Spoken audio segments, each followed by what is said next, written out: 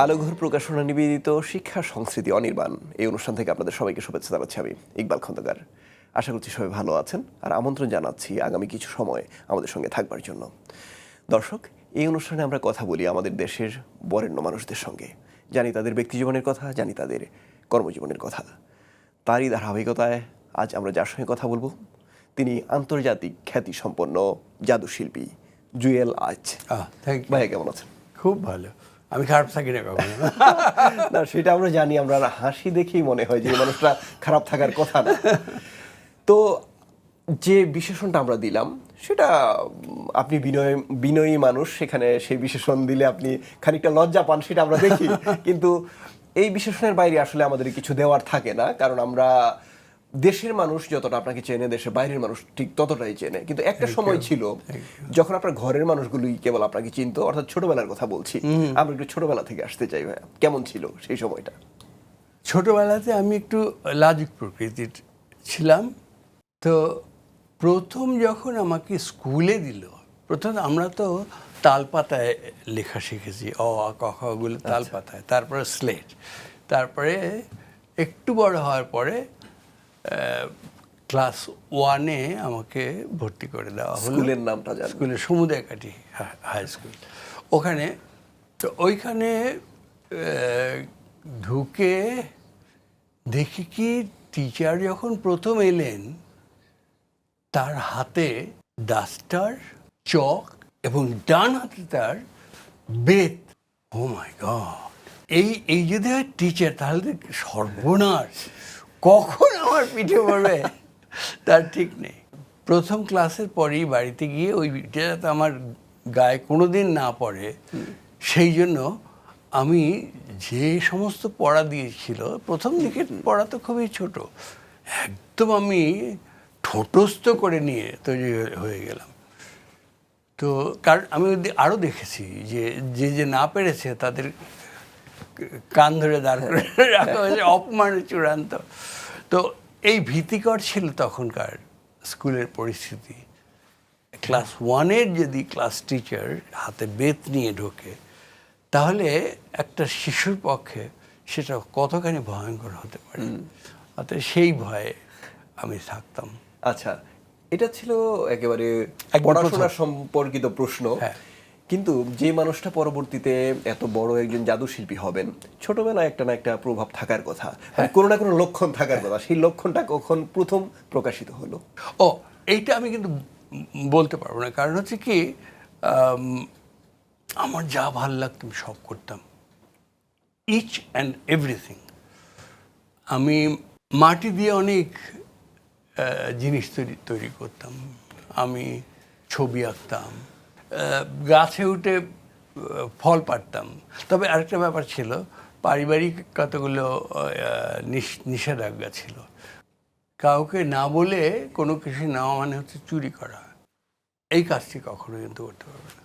তো আমাদের সময় ওই গাবের সিজন, গাব ওই যে চেনেন কাঁচা অবস্থাতে ওই ওর কষ জালে দেওয়া হয় অথবা নৌকায় লাগানো হয়, পাকে যখন ওটা কিন্তু খুব রসালো হয়, খেয়েছেন না?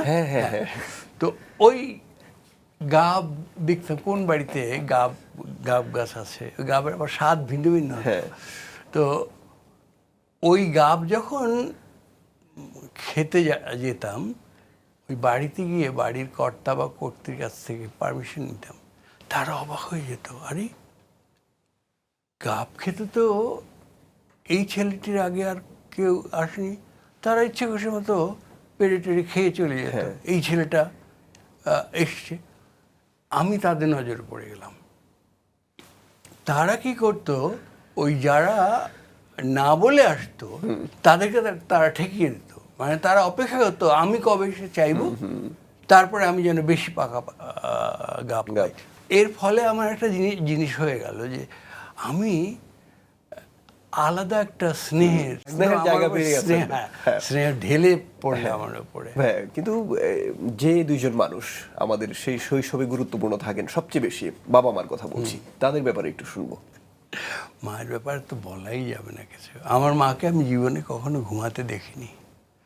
আমাদের যৌথ পরিবার ছিল, অসংখ্য লোকজন ছিল, গরু ছিল, হাঁস ছিল, কবুতর ছিল, সব কিছু মা মেনটেন করতেন। আর বাড়িতে তো আর ট্যাপ কলে পানি আসতো না, কলসিতে করে পানি এতগুলো মানুষের মাটির পানি, কলসি? এবং হ্যাঁ না, পিতলের কলসি। আচ্ছা। ওতে করে আনতো, তারপর সেটা আবার ফিল্টার করা হতো। ফিল্টার করা জানেন তো? হ্যাঁ। ওপরে পানি, তারপরে কয়লা, তারপরে বালু, তারপরে ফ্রেশ হয়ে পানিটা আসতো। আমরা অর্থাৎ শহুরে ফিল্টার না। না না না না না, কিন্তু সেই ফিল্টার কিন্তু খুব ভালো ফিল্টার। আমাদের কারো পানি খেয়ে কখনো অসুখ হয়নি। তো মা করতো কি, রান্না করতো, যা কিছু করে সব কিছু করতো, এবং আমরা ওই পড়ে টড়ে নিচে খাটের উপরে ঘুমিয়ে পড়তাম।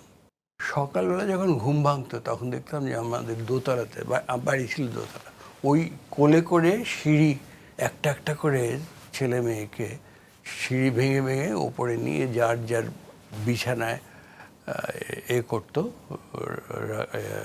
শুয়ে দিত, মশারিটা নিয়ে দিত, শি ডিড এভরিথিং। এবং সকালে যখন ঘুম ভাঙতো তখন দেখতাম যে মা ঠিকই কাজটা, মানে আমাদের নাস্তা তৈরি যে ব্যাপারটা সেগুলো সমস্ত মা করছে। মার মনে হয় যেন 20খানা হাত, অথবা কি করে সম্ভব আমি এখনো ভাবতে পারি না। আর বাবা থাকতেন তার কাজের খাতিরে গ্রাম থেকে দূরে পিরোজপুরে। আমাদের গ্রামটা ছিল সমুদ্রঘাটি, আর শহরটা ছিল পিরোজপুর। ওটা সাব ডিভিশন ছিল তখন, এখন ডিস্ট্রিক্ট হয়েছে। তো উনি আসতেন শনিবার দিন বিকেলে,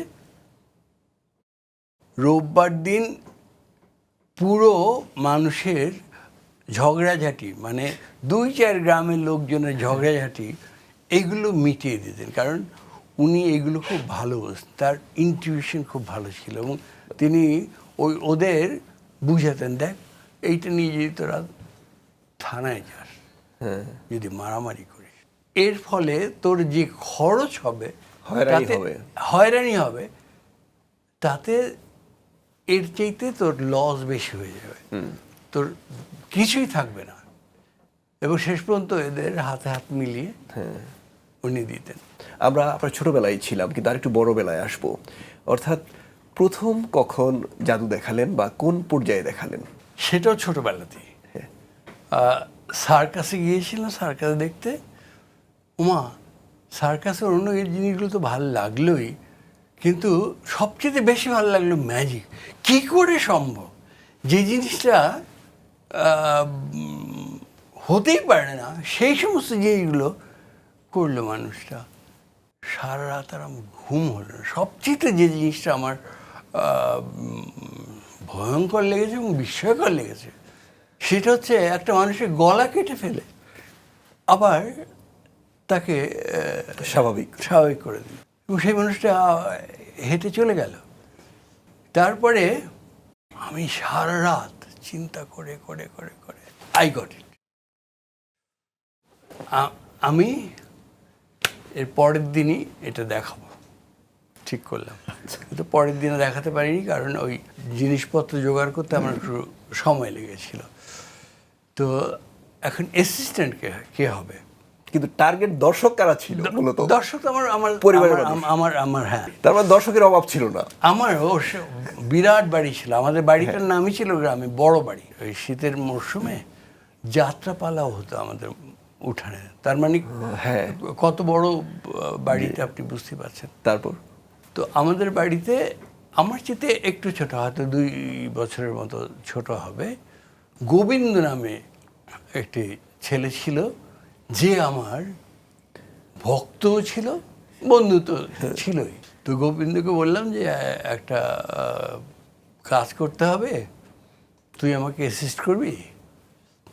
তো বলে যে শুনে তো ভয় লাগছে, গলা কাটতে হবে। আচ্ছা, পা কাটলে হয় না? আমি চিন্তা করলাম ঠিক আছে, গোবিন্দ যখন এই করছে, রিকোয়েস্ট করছে, ডিসকাউন্ট দেওয়া যায়। হ্যাঁ, তখন গলা না কেটে একটা পা। গোবিন্দর আইডিয়া হচ্ছে যে গলা কাটলে তো মরেই যাবো, পা কাটলে না খোড়া খোড়া হয়ে তো হাঁটলাম। বেঁচে থাকলো মানুষটা। তো আমরা প্যান্ডেল বানালাম, ওই যে কলা গাছের শুকনো পাতা, ওইটাকে আমাদের আঞ্চলিক ভাষায় বলতো ফ্যাতরা। আমরা একটা ঘেরা দিয়ে নিলাম, পরিবেশ তো লাগবে। হ্যাঁ ওই রকম একটা ছোটোখাটো একটা ঘরের মতো করে নিলাম। তারপরে করলাম ম্যাজিক, এবং পা কাটতে রক্ত বার হতে হবে। রক্ত পাবো কোথায়? আশেপাশে কোথাও ওই রঙের দোকান টোকান ছিল না, রং ছিল অনেক দূরে জলাবাড়িতে। হঠাৎ মাথায় এলো, আরে পাকা পুঁই ফল যদি চটকে নিই, তার মধ্যে যে রংটা বার হয় ওটার রংটা কালচে লাল, ওইটা দিয়ে তো রক্ত হতে পারে। ওইটা বানিয়ে নিলাম, এবং প্রথম যখন করতে গেলাম তখন বুকের মধ্যে দুরু দুরু করছিল। পা থেকে কাটলাম চাদর আড়াল করে, ও যেভাবে করে করেছিল চাদর আড়াল করে পাটা কাটলাম, কিন্তু রক্ত ঢেলে দিতে ভুলে গেছি। তারপরে এবার যখন ইয়ে করব, ও রক্ত ভুলবো কি, রক্ত যখন দিতে যাব বার করতে গেছি পকেট থেকে, তখন একজন ওই চাদর ধরে টান দিয়েছে, আর রক্ত দেওয়া হয়নি। এখন আমি তো এই তো আমাকে ধরে মারধর দেবে চলে এইসব কি। কিন্তু ওই যে পা কেটেছি, এটা এতই বিশ্বাসজনক হয়েছে যে রক্তের কথা কারো মনেই নেই, বরং তারা এটা আরো বেশি হয়েছে, বিস্মিত হয়েছে যে জাদুর কারণে হয়তো রক্ত বের হ্যাঁ, হয়নি। পাটা কেটেছে অথচ রক্ত বাড়েনি এক ফোঁটা। হ্যাঁ, গোবিন্দর কোনো ক্ষতি হয় নাই, মানে ও তো বাড়িরই ছেলে। তারপরে আবার ওই রকম, এই চাদরটা দে, চাদরটা দে, অন্যরা ওই চাদরটা এনে দিল। পরে আবার আমি ওই ইয়েটা ছড়াটা টেনে বার করলাম, এবং তার পাটা ঠিক আছে। খুব হইচই হয়ে গেল সবাই, ইচ অ্যান্ড এভরিবডি। আচ্ছা, সেকেন্ড শো যখন করতে গেলাম, তারপরে আমি এবার রক্ত দিলাম, এবং এদিকে টের পাচ্ছি যে বড়রাও আসছেন কথা বলতে বলতে। তো গোবিন্দর বাবা ছিল একটু ভয়ঙ্কর প্রকৃতির মানুষ। তো গোবিন্দর বাবা এসে পড়েছেন, আমরা যে একটা ছাড়া বাড়িতে এই কাজগুলো করছিলাম আমরা। তো উনি হুঙ্কার ছেড়েছেন, উনি শুনেছেন যে তার ছেলের পা কেটেছি। তারপরে উনি চিৎকার করে, এই যে হারামজাদারা, কে কার ঠ্যাং কাটে রে, দেখাচ্ছি মজাটা। এটা আঞ্চলিক ভাষা।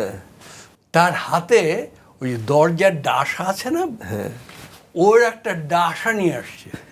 এরপরে এখন আমি তো শেষ না করে আর ছাড়বো না, শেষ করার আগেই ওই ছুরিটা বসানো অবস্থাতেই গোবিন্দ আর সাহস হয় নাই, তার বাবা এসে তো পিটান দেবে।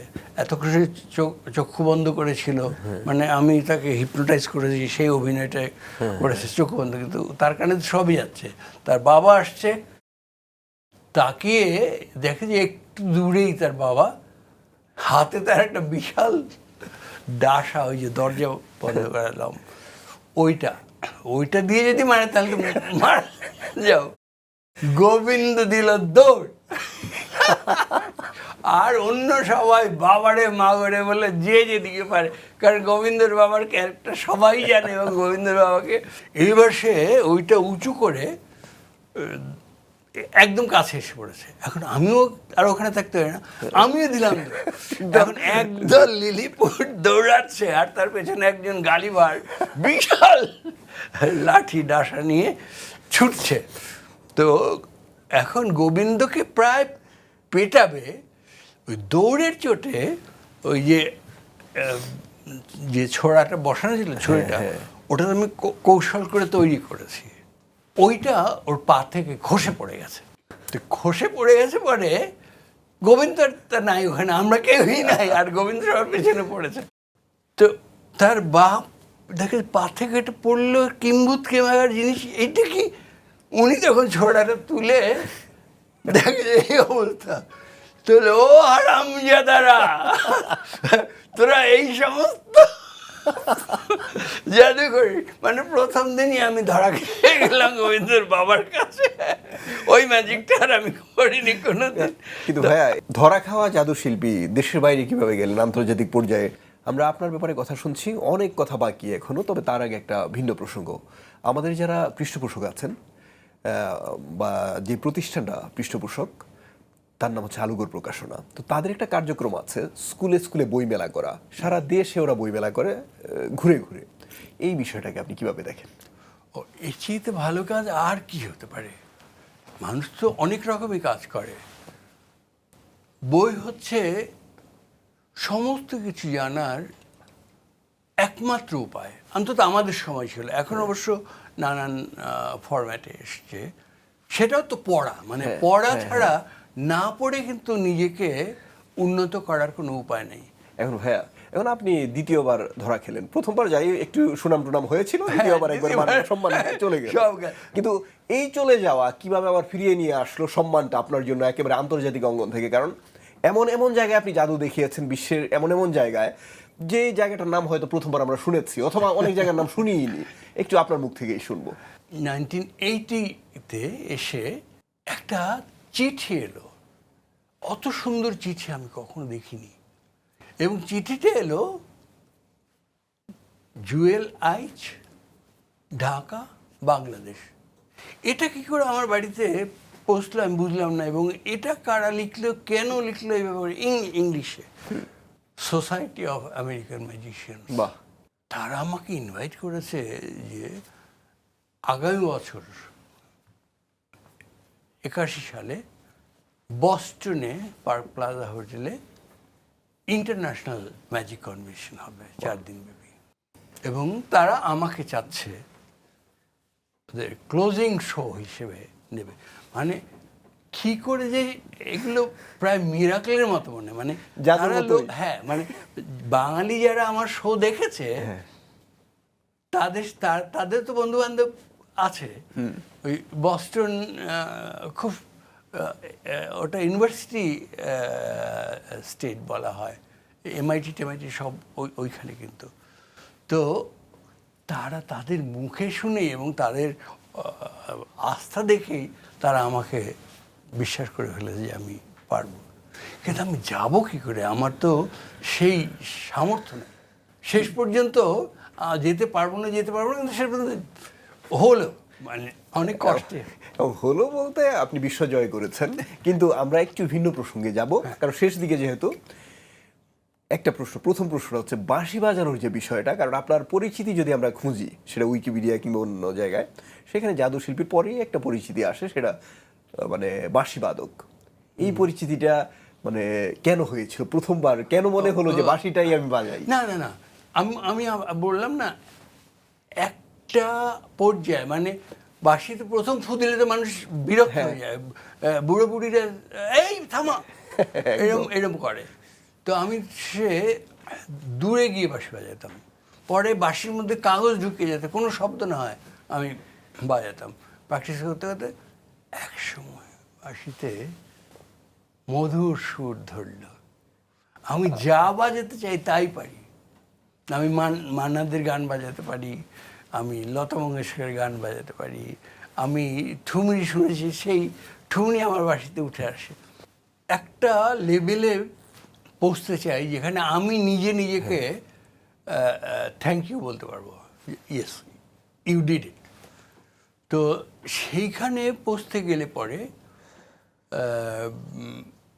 আমি যদি কোনো ভালো শিক্ষক না ধরতে পারি, তো কে বাংলাদেশের সবচেয়ে ভালো বাঁশি বাজায়, অসাধারণ বাজাতেন আব্দুর রহমান। আমি তার কাছে চলে গেলাম, উনি বিনা বাক্য ব্যয়, এটা আমার সৌভাগ্য, মানে আমাকে দেখেই উনি রাজি হয়ে গেলেন। তারপরে আমি জিজ্ঞেস করলাম মাসিক কীরকম নেবেন। উনি আমার পিঠে চাপড় দিয়ে বললেন যে তখনও আপনি বলেন উনি আমার সঙ্গে। আচ্ছা, আরে আপনি আসবেন, এইটাই তো আমার জন্য একটা বিরাট গৌরবের। আসেন প্রত্যেক শুক্রবার, কিছু লাগবে না। ওই প্রথম দিন যা দেখিয়ে দিলেন, আমি সেগুলো তো করেইছি, আমি নিজেও তার মধ্যে কিছু যুক্ত করেছি। উনি এত খুশি হলেন। ওনার ছেলেও, এক ছেলে বেহালা বাজায়, আর এক ছেলে বাঁশি বাজায়, আর ছোট ভাই সেতার বাজায়। তারাও সবাই, তার ছেলেরা সবাই আমাকে চাচা ডাকে, ছেলে মেয়েরা, এবং তার ওয়াইফকে আমি ভাবি ডাকি। উনি যতদিন শিখিয়েছেন, মানে অনির্দিষ্টকালের জন্য আমি যাই, শিখি, এবং ওনার বাড়িতে যদি ভালো কোনো খাবার তৈরি হয়, উনি আমার জন্য সেভ করে রেখে দিতেন। উনি মানে ওনার পরিবার, ফ্যামিলি, মানে ভাবি। এবং আমরা শেষ প্রশ্ন করব, একেবারে ছোট একটা উত্তর আপনার কাছ থেকে নিব, সেটা হচ্ছে আপনার লেখালেখি নিয়ে একটু জানবো। কারণ অনেকগুলো বই প্রকাশ হয়েছে, লেখালেখির বিষয়টা কিভাবে ধারণ করেন, কিভাবে বিবেচনা করেন বিষয়টাকে অন্য জাদু কিংবা বাঁশি বাজানোর পাশাপাশি? আচ্ছা, আমার ব্যক্তিগত চেতনা হচ্ছে যে প্রচুর পড়তে হবে, কারণ কিছু করতে হবে। এখন লেখালেখি করার প্রচুর লোক আছে, করার লোক কিন্তু তত নাই। আমি হলাম করার লোক। সেই জন্য আমার 2টো বই পাবলিশড হয়েছে, আরও করতে হবে, কারণ আমি ওই প্রকাশকদের চাপে আছি। সেই চাপ আরো বাড়ুক আমরা চাই ভাই, আমাদের শেষ করতে হচ্ছে, হ্যাঁ। সেটা হচ্ছে বিষয়। আপনার জন্য অনেক অনেক শুভকামনা, ভালো থাকবেন আপনি। আমার খুব ভালো লেগেছে আপনার এই যে হাসি, আমি হাসি খুব ভালোবাসি। ভালো থাকবেন, আরো কোনো একদিন হয়তো দেখা হয়ে যাবে, কথা হবে। ওকে, আপনাকে ধন্যবাদ, আর দর্শকদেরকেও ধন্যবাদ। দর্শক, এতক্ষণ আমরা কথা বলছিলাম আন্তর্জাতিক খ্যাতিসম্পন্ন জাদুশিল্পী জুয়েল আইচের সঙ্গে। তিনি বলছিলেন তার ব্যক্তি জীবনের কথা, কর্মজীবনের কথা। আমরা অনুষ্ঠানের শেষ পর্যায়ে চলে এসেছি, এখন বিদায় নিব অতিথিকে বই উপহার দেওয়ার মধ্য দিয়ে। দর্শক, এই অনুষ্ঠানটি প্রচার হয় প্রতি রবিবার রাত 8:30টায়, আর প্রচারিত পর্বগুলো দেখা যায় জিটিভির ইউটিউব চ্যানেলে। সবার জন্য শুভকামনা জানাচ্ছি আমি ইকবাল খন্দকার। আল্লাহ হাফেজ।